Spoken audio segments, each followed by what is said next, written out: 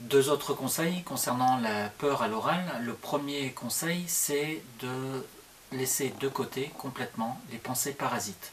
Les pensées parasites, de quoi s'agit-il? Il s'agit de ces interrogations que nous avons tous parfois concernant ce que nous valons, ce que les autres pensent de nous, le fait que nous pensions à ce que l'autre peut être capable de faire et que nous ne sommes pas capables de faire, etc., etc.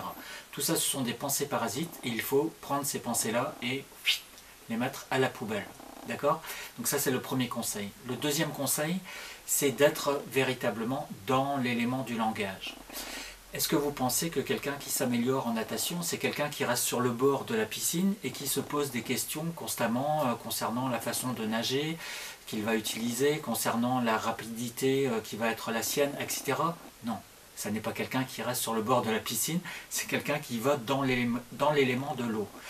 Et bien ici c'est pareil, il faut être pas dans l'élément aquatique, mais dans l'élément du langage. Dans l'élément du langage. Ça veut dire que si vous voulez vous améliorer à l'oral, et si vous voulez dépasser petit à petit ce stress qui parfois peut nous prendre, eh bien il faut vous habituer à être très très régulièrement dans le langage. C'est ce que je fais pour ma part très régulièrement, y compris parfois, mais ne le répétez surtout pas, y compris parfois en voiture.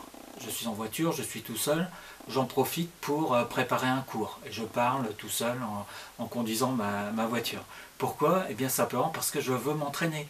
Et ce que les personnes ne savent pas, c'est que ce qu'on fait publiquement à un moment donné, passer un oral, faire un cours, etc., ça a été très très largement préparé en amont.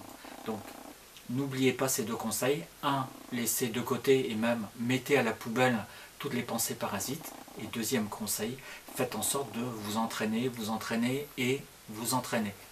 C'est quelque chose qu'il faut absolument faire. Ça ne viendra pas du jour au lendemain, l'amélioration. C'est à force de s'y mettre, à force d'être dans l'élément du langage, que vous allez vous améliorer et petit à petit laisser de côté ce stress qui pouvait parfois vous prendre.